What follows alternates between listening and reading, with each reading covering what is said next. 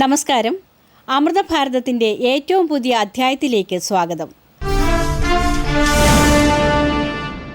രാജ്യത്തെ വടക്കു കിഴക്കൻ സംസ്ഥാനങ്ങളിൽ സഹസ്രകോടിയുടെ വികസന പദ്ധതികളുമായി കേന്ദ്ര സർക്കാർ 2022 തുടക്കത്തിൽ തന്നെ വടക്കു കിഴക്കൻ സംസ്ഥാനങ്ങളുടെ വികസന കുതിപ്പിനാണ് രാജ്യം വഴിയൊരുക്കുന്നത്. മണിപ്പൂർ, ത്രിപുര സംസ്ഥാനങ്ങൾക്കായി പ്രഖ്യാപിച്ച കോടികളുടെ വികസന പ്രവർത്തനങ്ങൾ കേന്ദ്ര സർക്കാർ നടപ്പാക്കി തുടങ്ങി. ഇരു സംസ്ഥാനങ്ങൾക്കും കരുത്താകുന്ന നിരവധി പദ്ധതികൾക്കാണ് പ്രധാനമന്ത്രി കഴിഞ്ഞയാഴ്ച തുടക്കം കുറിച്ചത്. ഇന്ത്യൻ സംസ്ഥാനങ്ങളുടെ, പ്രത്യേകിച്ചും നഗരങ്ങളുടെ പുനരുജ്ജീവനത്തിനും പരിവർത്തനത്തിനുമുള്ള കേന്ദ്ര സർക്കാരിന്റെ, പ്രധാനമന്ത്രിയുടെ അശ്രാന്ത പരിശ്രമത്തിന്റെ സാക്ഷാത്കാരത്തിലേക്കുള്ള ഒരു ചുവടുവയ്പ് കൂടിയാണ് രാജ്യം പോയ ദിവസങ്ങളിൽ കണ്ടത്. 4800 കോടിയിലധികം രൂപയുടെ 22 വികസന പദ്ധതികളുടെ ഉദ്ഘാടനവും തറക്കല്ലിടലുമാണ് പ്രധാനമന്ത്രി ഇംഫാലിൽ നിർവഹിച്ചത്. അഗർത്തലയിൽ മഹാരാജ ബീർ ബിക്രം വിമാനത്താവളത്തിലെ പുതിയ സംയോജിത ടെർമിനൽ കെട്ടിടം അദ്ദേഹം ഉദ്ഘാടനം ചെയ്തു. കൂടാതെ 2 പ്രധാന വികസന സംരംഭങ്ങളും ആരംഭിച്ചു. इम्फाल रेल लाइन के जरिए मणिपुर भी अब देश के रेल नेटवर्क से जुड़ने जा रहा है. इम्फाल मौर्य हाईवे यानी एशियन हाईवे, ये हाईवे 1 का काम भी तेजी से चल रहा है. ये हाईवे साउथ ईस्ट एशिया से भारत की कनेक्टिविटी को मजबूत करेगा. इंटीग्रेटेड कार्गो टर्मिनल के जरिए मणिपुर भी व्यापार और एक्सपोर्ट का एक बड़ा केंद्र बनेगा. आत्मनिर्भर भारत को गति देगा. മണിപ്പൂരിൽ ഏകദേശം 1850 കോടി രൂപയുടെ 13 പദ്ധതികളുടെ ഉദ്ഘാടനവും 2950 കോടി രൂപയ്ക്കുള്ള 9 പദ്ധതികളുടെ തറക്കല്ലിടലും നിർവഹിച്ചു. റോഡ് അടിസ്ഥാന സൌകര്യം, കുടിവെള്ള വിതരണം, ആരോഗ്യം, നഗരവികസനം, പാർപ്പിടം, വിവര സാങ്കേതിക വിദ്യ, നൈപുണ്യ വികസനം, കല, സംസ്കാരം തുടങ്ങിയ വിവിധ മേഖലകളുമായി ഈ പദ്ധതികൾ ബന്ധപ്പെട്ടിരിക്കുന്നു.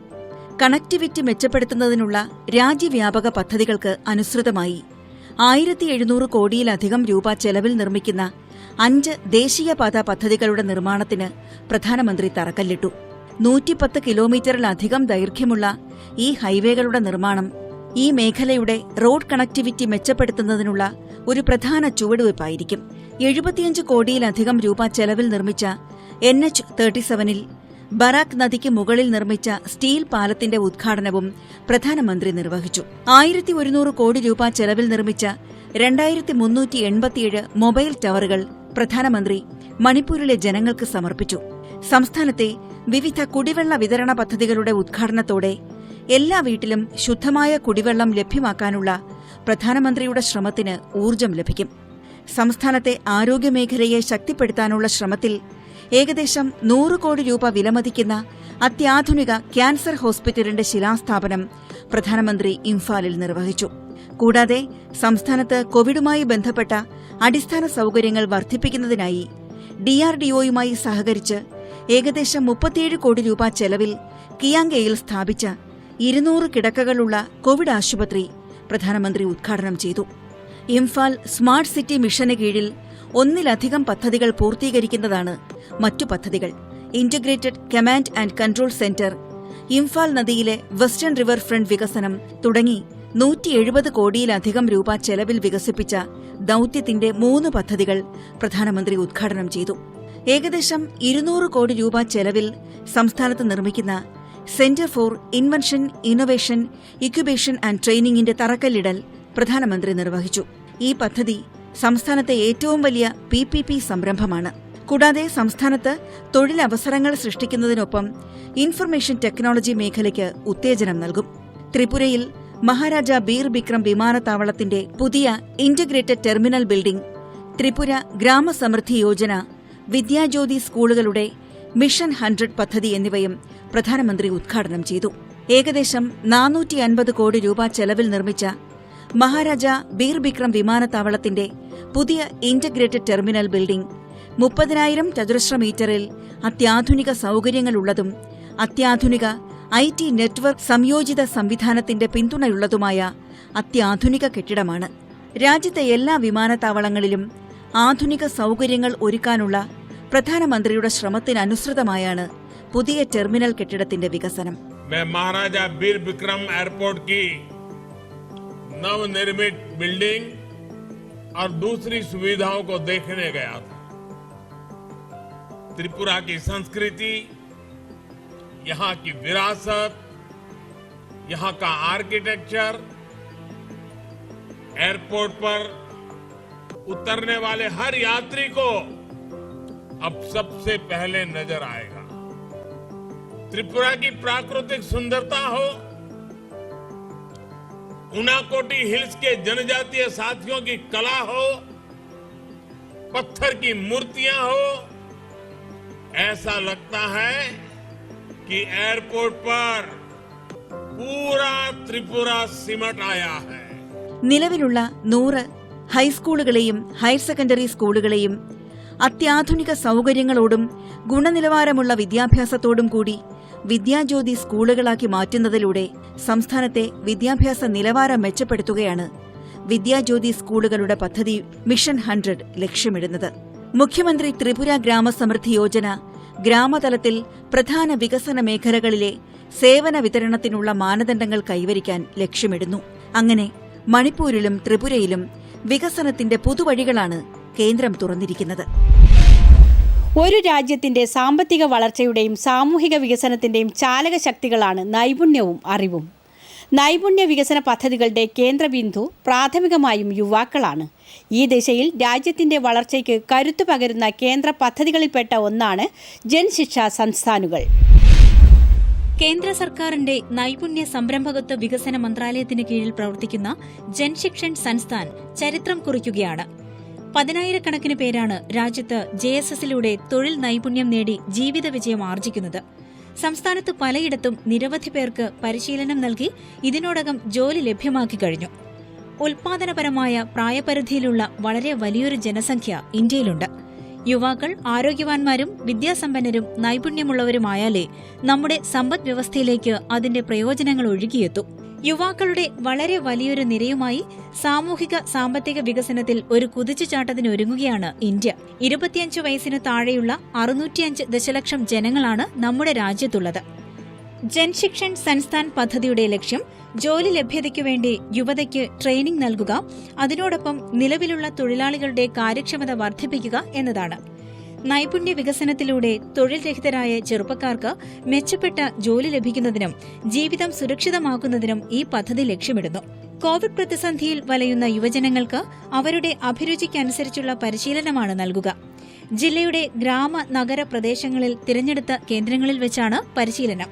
തയ്യൽ, എംബ്രോയിഡറി, AC മെക്കാനിക്, 2-വീലർ മെക്കാനിക്, വനിതകൾക്ക് ഡ്രൈവിംഗ്, ഭക്ഷ്യ സംസ്കരണം തുടങ്ങി 15 ട്രേഡുകളിലായി 90 ബാച്ചുകളായാണ് പരിശീലനം ആസൂത്രണം ചെയ്തിരിക്കുന്നത്. പട്ടികജാതി പട്ടികവർഗ വിഭാഗക്കാർക്ക് പൂർണ്ണമായും സൗജന്യവും മറ്റുള്ളവർക്ക് 100 രൂപയുമാണ് ഫീസ്. 3 മുതൽ 6 മാസം വരെയാണ് കോഴ്സുകളുടെ കാലാവധി. പരിശീലനം പൂർത്തീകരിക്കുന്നവർക്ക് തൊഴിൽ സംരംഭങ്ങൾ ആരംഭിക്കുന്നതിനുള്ള മാർഗനിർദ്ദേശങ്ങളും കേന്ദ്ര സർക്കാർ അംഗീകൃത സർട്ടിഫിക്കറ്റുകളും നൽകും. സംസ്ഥാനത്ത് കോവിഡ് പ്രതിസന്ധിക്കിടയിലും പല ജില്ലകളിലും പദ്ധതി വിജയകരമായി പൂർത്തിയാക്കി. എറണാകുളത്ത് സോഷ്യൽ സർവീസ് സൊസൈറ്റിയും ജൻശിക്ഷ അഭിയാനും സംയുക്തമായാണ് പരിപാടി സംഘടിപ്പിച്ചത്. ജൻശിക്ഷൻ സംസ്ഥാന്റെ പ്രവർത്തനം പരിധി ഒരു ജില്ലയാണ്.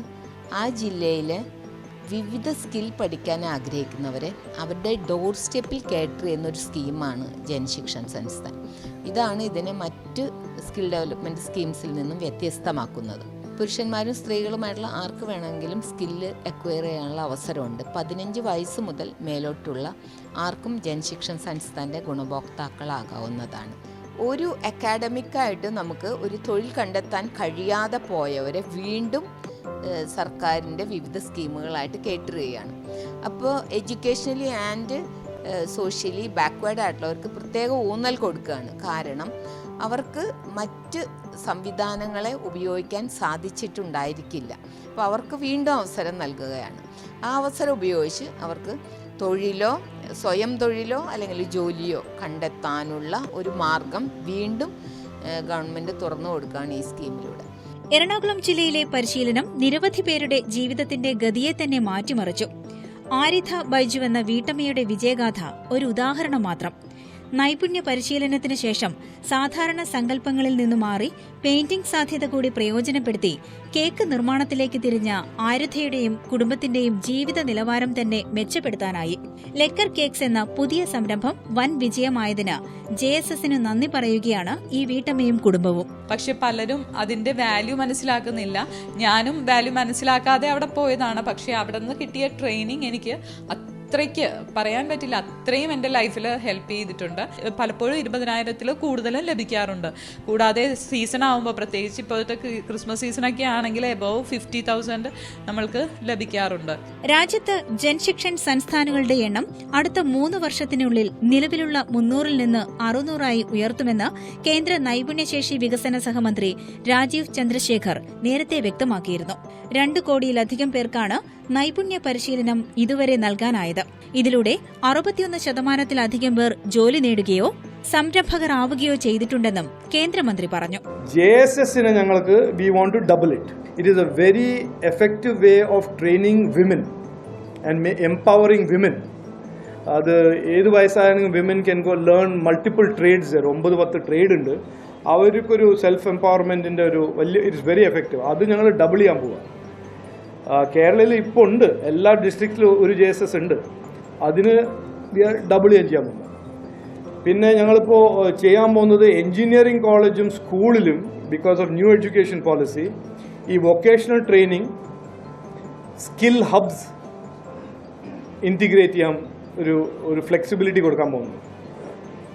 അപ്പോൾ കുട്ടികൾക്ക് തന്നെ 6th standard onwards they will get expose to vocational skills. മിക്കയിടത്തും 80% സീറ്റുകളും വനിതകൾക്കായി നീക്കിവച്ചിരിക്കുന്നു. ആദിവാസി കോളനികളിൽ സുസ്ഥിര വികസനം ഉറപ്പാക്കാൻ പട്ടികവർഗ വികസന പദ്ധതിയുമായി ജൻശിക്ഷൻ സംസ്ഥാനത്ത് പലയിടത്തും സജീവമായി കഴിഞ്ഞു. ഓരോ കുടുംബത്തിന്റെയും പ്രശ്നങ്ങളും പരിഹാരങ്ങളും കോളനി നിവാസികളെ ഉപയോഗിച്ച് ശാസ്ത്രീയമായി വിശകലനം ചെയ്യും. ഇതിലൂടെ സ്വന്തമായി ഭൂമിയുള്ള പട്ടികവർഗ കുടുംബങ്ങൾക്ക് 4 വർഷം കൊണ്ട് നാണ്യവിള കൃഷി ചെയ്യാൻ സഹായം നൽകും. ഭൂമി കുറവുള്ളവർക്ക് ആട്, പശു, കോഴി തുടങ്ങിയവ വളർത്തി വരുമാനം കണ്ടെത്താൻ അവസരമൊരുക്കും. മണ്ണ് സംരക്ഷണം, ജലസംരക്ഷണം, ജലസ്രോതസ്സുകളുടെ പുനരുദ്ധാരണം, മത്സ്യം വളർത്തൽ, ട്രൈബൽ ടൂറിസം, കലാ സാംസ്കാരിക വിദ്യാഭ്യാസ വികസനം തുടങ്ങിയ പദ്ധതികളും വിഭാവനം ചെയ്യുന്നുണ്ട്. ഏതായാലും ഗ്രാമീണ മേഖലയിൽ യുവതികൾക്കിടയിൽ തൊഴിൽ പങ്കാളിത്തം ഗണ്യമായി വർദ്ധിപ്പിക്കാൻ പരിശീലനത്തിലൂടെ സാധിക്കുന്നുണ്ട്. നൈപുണ്യ വികസനത്തിലൂന്നി നിന്ന് മാനവിക മൂലധനം സൃഷ്ടിക്കാൻ ശ്രമിക്കുന്ന ഇത്തരം പദ്ധതികൾ സ്വാശ്രയ ഭാരത സൃഷ്ടിക്കുള്ള കരുത്തുറ്റ കാൽവയ്പുകളായി മാറുമെന്നതിൽ സംശയമേയില്ല. രാജ്യത്തെ ചെറുകിട കർഷകരെ ചേർത്തുപിടിച്ച് പുതുവർഷത്തിലും കൈത്താങ്ങ് നൽകുകയാണ് സർക്കാർ. ചെറുകിട കർഷകരുടെ വർദ്ധിച്ചുവരുന്ന സാധ്യതകൾ സാക്ഷാത്കരിക്കാൻ കർഷക ഉൽപ്പാദക സംഘങ്ങൾക്ക് വലിയ പിന്തുണയാണ് ലഭിക്കുന്നത്. കർഷക ഉൽപ്പാദക കമ്പനികൾക്കായി കേന്ദ്ര സർക്കാർ നൽകിയ 14 കോടിയിലധികം രൂപയുടെ ഓഹരി വിഹിതം ആനുകൂല്യം കാർഷിക മേഖലയ്ക്ക് കരുത്തു പകരുകയാണ്. ഏകദേശം 351 FPOകൾക്കാണ്, അതായത് 1.24 ലക്ഷത്തിലധികം കർഷകർക്ക് ഇത് പ്രയോജനം ചെയ്യും. കേന്ദ്ര സർക്കാർ രാജ്യത്തെ കർഷകർക്കായി നടപ്പിലാക്കുന്ന 10,000 കർഷക ഉൽപ്പാദക കമ്പനികൾ എന്ന പദ്ധതിയുടെ ഭാഗമായുള്ള ഓഹരി വിഹിതത്തിന്റെ വിതരണോദ്ഘാടനത്തിൽ തലസ്ഥാന ജില്ലയിലെ കർഷക കമ്പനികൾക്കും ആനുകൂല്യം ലഭിച്ചു. രാജ്യത്തെ കർഷകരെ സംഘടിപ്പിക്കുന്നതിൽ നമ്മളുടെ FPOകൾക്ക് വലിയ പങ്കുണ്ടെന്ന് പ്രധാനമന്ത്രി നരേന്ദ്രമോദിയും പറഞ്ഞു. आज देश के करोड़ों किसान परिवारों को, विशेषकर छोटे किसानों को प्रधानमंत्री किसान सम्मान निधि की 10वीं किस्त मिली है. किसानों के बैंक खातों में 20,000 करोड़ रुपए ट्रांसफर किए गए हैं. आज हमारे किसान उत्पाद संघ, फार्मर्स प्रोड्यूस ऑर्गेनाइजेशंस, इससे जुड़े किसानों को आर्थिक सहायता भी भेजी गई है. सैकड़ों FPOs आज नई शुरुआत भी कर रहे हैं. ഒറ്റപ്പെട്ടിരുന്ന ചെറുകിട കർഷകർക്ക് ഇപ്പോൾ FPOയുടെ രൂപത്തിൽ 5 വലിയ ശക്തികളാണ് കൈവന്നിരിക്കുന്നതെന്ന് വ്യക്തമാക്കിയ പ്രധാനമന്ത്രി പറഞ്ഞത് ഇങ്ങനെയാണ്. ആദ്യത്തേത് വിലപേശാനുള്ള ശക്തിയാണ്. ഒറ്റയ്ക്ക് കൃഷി ചെയ്യുമ്പോൾ കർഷകർ വിത്ത് മുതൽ വളം വരെ ചില്ലറ വിൽപ്പനയിൽ വാങ്ങുന്നു. എന്നാൽ മൊത്തക്കച്ചവടക്കാർക്ക് അവർ വിൽക്കുന്നത് മൊത്ത വിലയിൽ. ഇത് ഉയർന്ന ചെലവുകൾക്കും കുറഞ്ഞ ലാഭത്തിനും കാരണമാകുന്നു. എന്നാൽ FPOകളിലൂടെ കർഷകർ കൃഷിക്ക് ആവശ്യമായ സാധനങ്ങൾ മൊത്തവിലയ്ക്ക് വാങ്ങുകയും അവരുടെ ഉൽപ്പന്നങ്ങൾ ചില്ലറ വിൽപ്പന നടത്തുകയും ചെയ്യും. FPOകളിൽ നിന്ന് കർഷകർക്ക് ലഭിച്ച മറ്റൊരു ശക്തി വലിയ തോതിലുള്ള വ്യാപാര വാണിജ്യ സാധ്യതകളാണ്. മൂന്നാമത്തെ ശക്തി നവീകരണമാണ്. പല കർഷകരും ഒന്നിക്കുമ്പോൾ അവർക്ക് അവരുടെ കൂട്ടായ അനുഭവങ്ങളുമുണ്ട്. ലഭിക്കുന്ന വിവരങ്ങൾ മെച്ചപ്പെടുന്നു. പുതിയ കണ്ടുപിടുത്തങ്ങൾക്ക് പുതിയ വഴി തുറക്കുന്നു. FPOയ്ക്ക് നാലാമത്തെ ശക്തിയുണ്ട്. അതാണ് റിസ്ക് മാനേജ്മെന്റ്. അഞ്ചാമത്തെ ശക്തി എന്നത് വിപണി അനുസരിച്ച് മാറ്റങ്ങൾ വരുത്താനുള്ള കഴിവാണ്. വിപണിയും വിപണി ആവശ്യകതകളും നിരന്തരം മാറിക്കൊണ്ടിരിക്കുന്നു. എന്നാൽ FPOയിൽ കർഷകർ മാർക്കറ്റ് റെഡി മാത്രമല്ല, വിപണിയിൽ പുതിയ ഉൽപ്പന്നങ്ങൾക്ക് ഡിമാൻഡ് സൃഷ്ടിക്കാനുള്ള ശക്തിയുമുണ്ട് എന്ന് പ്രധാനമന്ത്രി കൂട്ടിച്ചേർത്തു. FPOകളുടെ ശക്തി മനസ്സിലാക്കി കേന്ദ്ര സർക്കാർ എല്ലാ തലത്തിലും അവരെ പ്രോത്സാഹിപ്പിക്കുകയാണ്. FPOകൾക്ക് 15 ലക്ഷം രൂപ വരെ സഹായം ലഭിക്കുന്നു. തത്ഫലമായി ഓർഗാനിക് FPO ക്ലസ്റ്ററുകൾ, ഓയിൽ സീഡ് ക്ലസ്റ്ററുകൾ, ബാംബോ ക്ലസ്റ്ററുകൾ, ഹണി FPO ക്ലസ്റ്ററുകൾ എന്നിവ ഇന്ന് രാജ്യത്ത് അതിവേഗം വളരുകയാണ്. ഇന്ന് നമ്മുടെ കർഷകർ ഒരു ജില്ല ഒരു ഉൽപ്പന്നം പോലുള്ള പദ്ധതികൾ പ്രയോജനപ്പെടുത്തുന്നു. അതിന്റെ ഫലമായി രാജ്യത്തിനകത്തും പുറത്തുമുള്ള വലിയ വിപണികൾ അവർക്കായി തുറക്കുകയും ചെയ്യുന്നു. ഇതിനിടെ കേന്ദ്ര സർക്കാർ രാജ്യത്തെ കർഷകർക്കായി നടപ്പിലാക്കുന്ന 10,000 കർഷക ഉൽപാദക കമ്പനികൾ എന്ന പദ്ധതിയുടെ ഭാഗമായി ഓഹരി വിഹിതത്തിന്റെ വിതരണോദ്ഘാടനത്തിൽ തലസ്ഥാന ജില്ലയിലെ കർഷക കമ്പനികൾക്കും ആനുകൂല്യം ലഭിച്ചു. സിസയുടെ കീഴിൽ രൂപീകരിച്ച 6 കർഷക ഉൽപാദക കമ്പനികൾക്കായി 41.96 ലക്ഷം രൂപയാണ് പ്രധാനമന്ത്രി നരേന്ദ്രമോദി വിതരണം ചെയ്തത്. സിസയുടെ നേതൃത്വത്തിൽ തിരുവനന്തപുരം, കൊല്ലം ജില്ലകളിലായി രൂപീകരിച്ച് പ്രവർത്തനം ആരംഭിച്ച 6 കർഷക ഉൽപാദക കമ്പനികളിൽ 2098 ഓഹരി ഉടമകൾക്കായാണ് ഈ തുക ലഭിച്ചത്.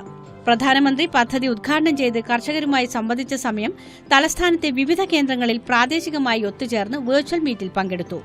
കമ്പനികൾ ഏറ്റെടുക്കുന്ന പ്രവർത്തനങ്ങൾക്ക് ഉപയോഗിക്കുന്നതിനായി കേന്ദ്ര സർക്കാർ നൽകുന്ന ഓഹരി സഹായധനമാണ് ഈ തുക. കേന്ദ്ര SFAC കൊല്ലം, ആലപ്പുഴ, പത്തനംതിട്ട എന്നീ ജില്ലകളിൽ പുതുതായി അനുവദിച്ച 8 കർഷക ഉൽപാദക കമ്പനികളുടെ രൂപീകരണ പ്രവർത്തനങ്ങളും സിസയുടെ നേതൃത്വത്തിൽ നടപ്പിലാക്കി വരുന്നതായി Ciza general secretary doctor C. Suresh അറിയിച്ചു.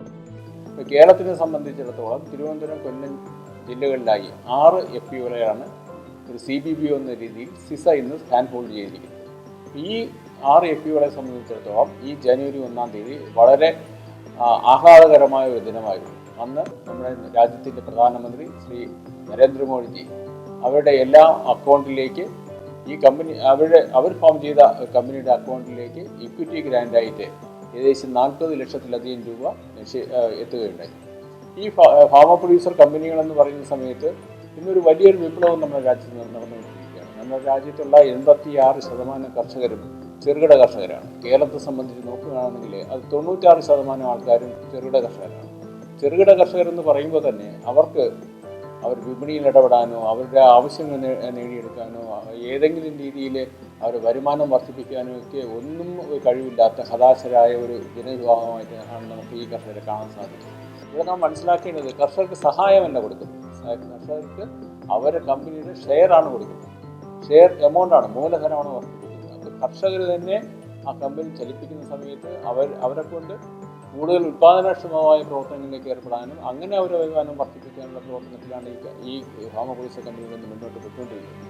ഇതിന് വളരെ വലിയ ഒരു സപ്പോർട്ടാണ് കേന്ദ്ര സർക്കാർ നൽകുന്നത്.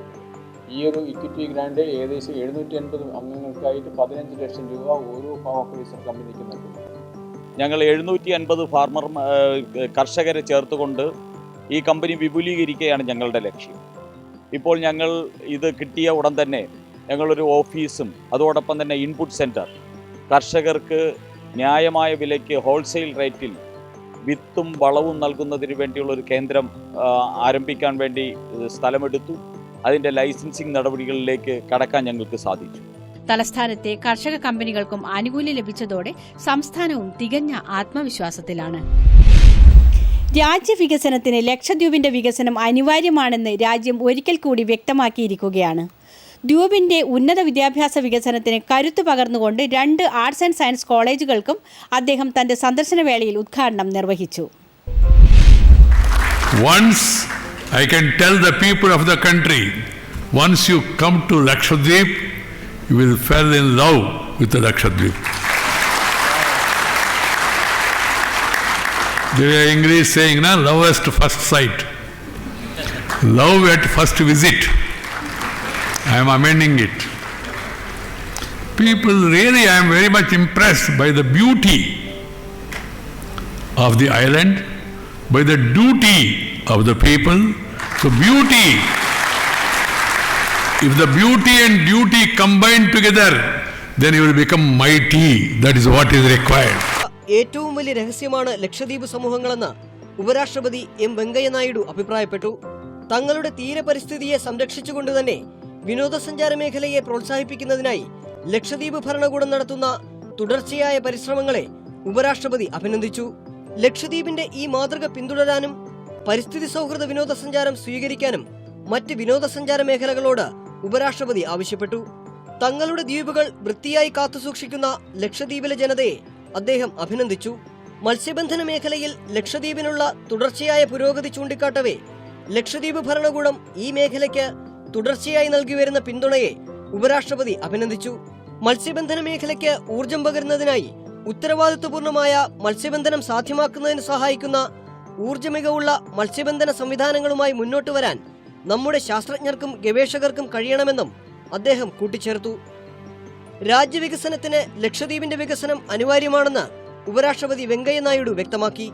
ലക്ഷദ്വീപിലെ കടമത്ത്, ആന്ത്രോത്ത് ദ്വീപുകളിൽ 2 ആർട്സ് ആൻഡ് സയൻസ് കോളേജുകളും അദ്ദേഹം ഉദ്ഘാടനം ചെയ്തു. ഇവിടെ പഠിപ്പിക്കുന്ന കോഴ്സുകൾ ദ്വീപിലെ വിദ്യാർത്ഥികൾക്ക്, പ്രത്യേകിച്ചും പെൺകുട്ടികൾക്ക് മേഖലയുടെ ഭൂമിശാസ്ത്രപരമായ പരിമിതികളെ മറികടക്കാൻ സഹായിക്കും. തൊഴിൽ സാധ്യതകൾ വർദ്ധിപ്പിച്ച് ഉന്നത ഗുണമേന്മയുള്ള വിദ്യാഭ്യാസം നേടാൻ അവരെ സഹായിക്കുമെന്നും അദ്ദേഹം പറഞ്ഞു. കോളേജുകൾ അഫിലിയേറ്റ് ചെയ്തിരിക്കുന്ന പോണ്ടിച്ചേരി സർവകലാശാലയുടെ ചാൻസലർ കൂടിയായ ഉപരാഷ്ട്രപതി നൈപുണ്യ വികസന സംബന്ധിയായ ഹ്രസ്വകാല കോഴ്സുകൾ കൂടി തുടങ്ങണമെന്നും പറഞ്ഞു.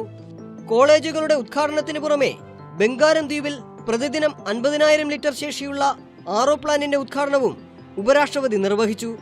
ഇതിലൂടെ പ്രദേശത്തെ ജലക്ഷാമത്തിന് പരിഹാരമുണ്ടാക്കിയിരിക്കുകയാണ്.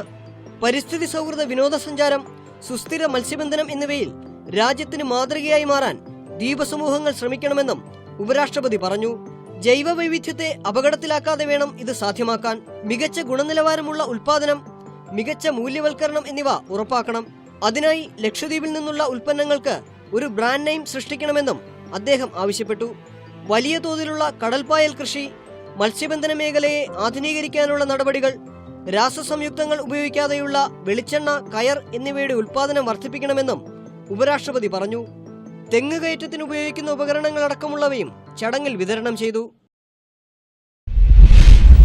രാജ്യത്തെ ഊർജ്ജ ഉപഭോഗത്തിൽ വലിയ രീതിയിൽ കാര്യക്ഷമത കൈവരിക്കാനും വീടുകളെ ഉജ്ജ്വലമയമാക്കാനും ഉതകുന്ന രീതിയിൽ ഉജാല യോജന LED പദ്ധതി വിപ്ലവം കൊണ്ടുവന്നിട്ട് 7 വർഷം തികയുന്നു.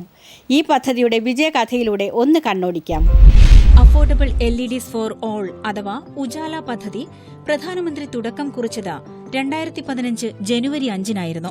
ഈ ചുരുങ്ങിയ കാലം കൊണ്ട് ഊർജ്ജ ഉപഭോഗത്തിലെ കാര്യക്ഷമത വഴി ഊർജ്ജ ചെലവും കാർബൺ ബഹിർഗമനവും കുറയ്ക്കുന്ന ലോകത്തിലെ തന്നെ ഏറ്റവും വലിയ സബ്സിഡി രഹിത ഭവന ലൈറ്റിംഗ് പ്രോഗ്രാമായി അത് മാറി. 36.78 കോടി LED ബൾബുകളും ട്യൂബുകളുമാണ് ഇപ്രകാരം രാജ്യമെമ്പാടും വിതരണം ചെയ്യപ്പെട്ടത്. ലക്ഷക്കണക്കിന് കുടുംബങ്ങളിൽ പ്രകാശം കടന്നുവരിക മാത്രമല്ല, അവരുടെ ഊർജ്ജ ചെലവിലും നിർണായക ലാഭം നേടിക്കൊടുത്തു. ഒരു LED ബൾബിന്റെ വില 300 രൂപ മുതൽ 350 രൂപ വരെ ആയിരുന്നു 2014-ലെ നിലയെങ്കിൽ നിർണായകമായ നയതീരുമാനങ്ങളും ഉൽപാദനവും വഴി അത് 40 രൂപയ്ക്ക് താഴെ വരെ എത്തിക്കാൻ സാധിച്ചു. 4777 കോടി യൂണിറ്റ് വൈദ്യുതിയാണ് ഇപ്രകാരം പ്രതിവർഷം രാജ്യത്തിന് ലാഭിക്കാനായത്. പീക്ക് ഡിമാൻഡിൽ 9565 മെഗാവാട്ട് ഒഴിവാക്കാൻ നമുക്ക് കഴിഞ്ഞു. കാർബൺ ബഹിർഗമനത്തിൽ 386 കോടി ടൺ കുറവ് വരുത്താനായി. ये छोटा सा दुधिया LED बल्ब जब नहीं था तो इसकी जरूरत अनुभव होती थी, लेकिन उस समय कीमत पहुंच से बाहर थी, बिकता भी नहीं था, लोग खरीदते भी नहीं थे, बनाने वाले भी आगे नहीं आते थे. तो 6 साल में क्या हुआ, कौन सा बदलाव आया? LED बल्ब की कीमत उस समय जो थी उससे आज 10 गुना घट गई है. यानी अगर उस समय 400 रुपया थी तो आज 40 रुपया हो गई. अगर 300 थी तो 30 रुपया हो गई.